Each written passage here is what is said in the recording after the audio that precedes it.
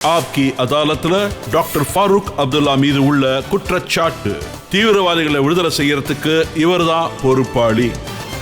Doctor sir, இந்த தேர்தல் அடிக்கடி வந்த பேச்சு என்னன்னு கேட்டீங்கன்னா அசர் மசூத் பத்தி தான். யஷ்வந்த் சிங்கை ஃப்ளைட்டை கூட்டு போய் காந்தஹாரில் விட்டுட்டு வந்தீங்க.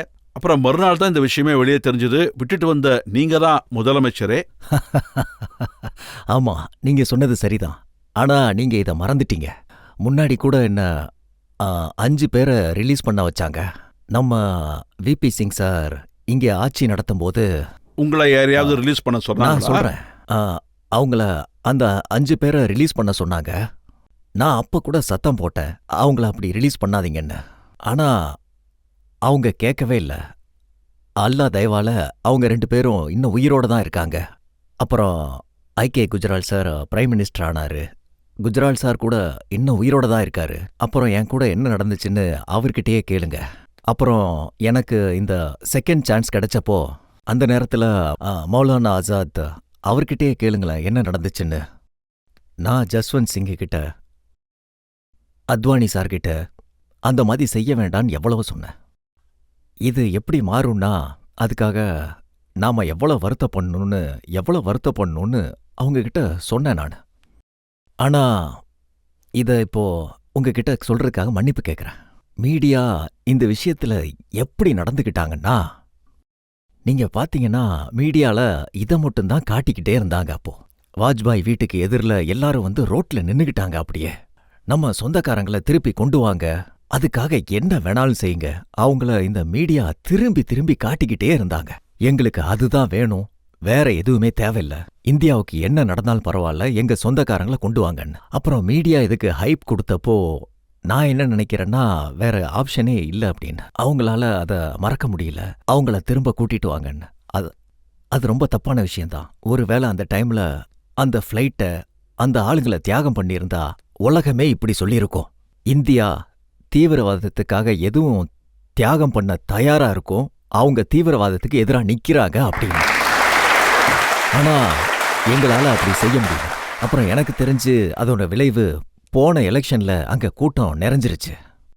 டாக்டர் சார், நீங்க இதுக்கு எதிரா இருக்கேன்னு சொல்றீங்க. ஆமா, எதிராக நீங்க ப்ரொடெஸ்ட் பண்ணீங்க. ஆமா. அப்ப அது எப்படிப்பட்ட சக்தி? யாரு உங்களை கட்டாயப்படுத்தினது? ரஜத், உனக்கே நல்லாவே தெரியும், இங்க உள்ள எல்லாருக்குமே தெரியும். எதுக்கு என்ன பேரை சொல்ல வைக்கிறீங்க?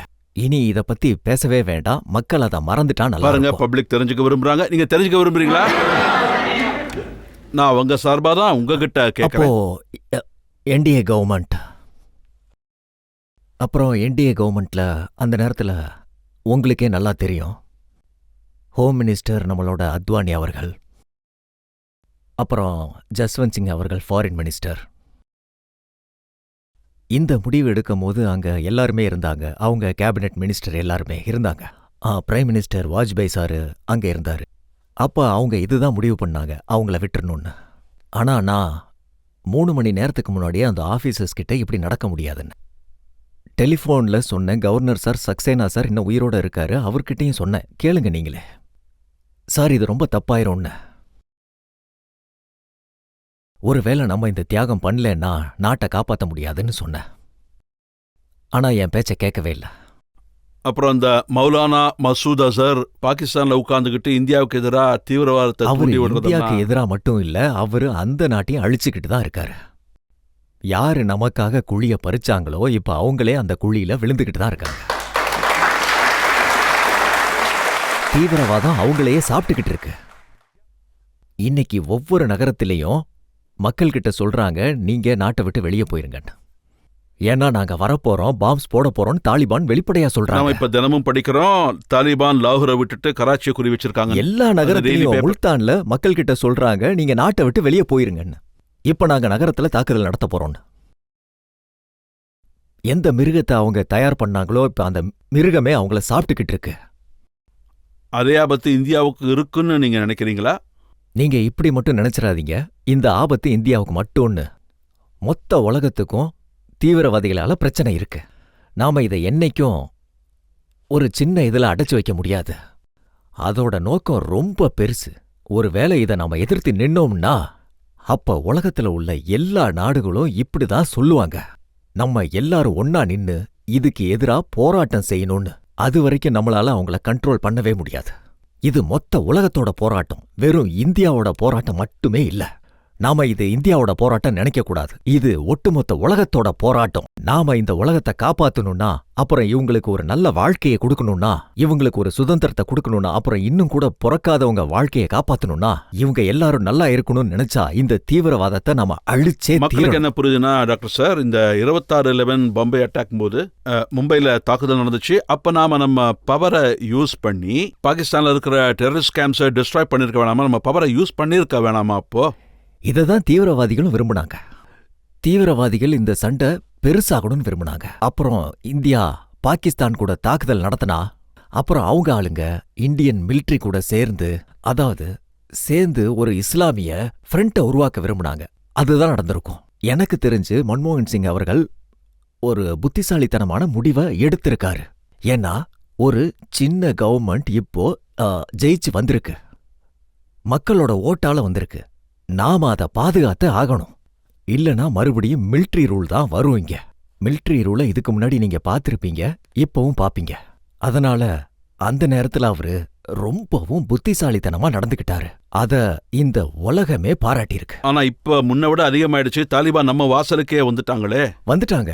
ஆனா நான் இதுவும் உங்களுக்கு சொல்றேன், இன்னைக்கு உலகம் இந்த ஆபத்தை பார்த்துக்கிட்டு இருக்கு. அப்புறம் இந்தியாவும் இந்த ஆபத்தை பார்த்துக்கிட்டு தான் இருக்கு. ஆனா இப்படி மட்டும் நினைச்சிடாதீங்க, இப்போ வேலை நடக்கவே இல்லைன்னு. இவங்க முடிஞ்ச அளவுக்கு இந்த தீவிரவாதிகளுக்கு எதிரா ஒன்னு சேர்ந்து போராடுறாங்க. டாக்டர் சார், நான் முதல்ல கேட்ட கேள்வியை மறுபடியும் உங்ககிட்ட கேட்க விரும்புறேன். அசார் மசூதை கந்தஹாரில் விட போனப்போ அந்த நேரத்தில் நிறைய பணம், நிறைய ஃபாரின் கரன்சி கூட அதே ஃப்ளைட்ல போச்சுங்கிறதும் உண்மைதானா? அந்த ஃப்ளைட்ல என்ன போச்சுன்னு எனக்கு தெரியாது, நிஜமா.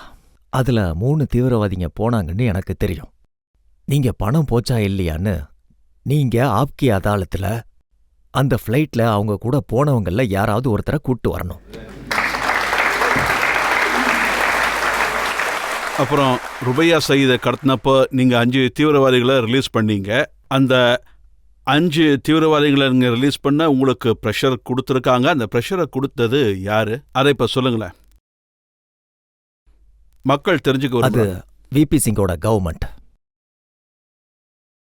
அதுல முக்தி சார், அவங்களோட ஹோம் மினிஸ்டர். என்னோட தப்பு இது ஒண்ணுதான், நான் இன்னைக்கும் ஒத்துக்கிறேன். நான் அந்த நேரத்துல என்னோட ராஜினாமா கடிதத்தை அவர்கிட்ட கொடுத்துருக்கணும். இந்தாங்க பிடிங்க, நீங்க என்ன செய்யணுமோ அதை செய்யுங்க. அப்புறம் ஃபாரூக் அப்துல்லாக்கு இதுல எந்த சம்பந்தமும் இல்ல. அது என்னோட மிகப்பெரிய தவறு. நான் சாகிற வரைக்கும் இந்த தவறு மறையாதுன்னு நினைக்கிறேன். ஆனா இந்த தப்பை நீங்க 2 தடவை செஞ்சிருக்கீங்க.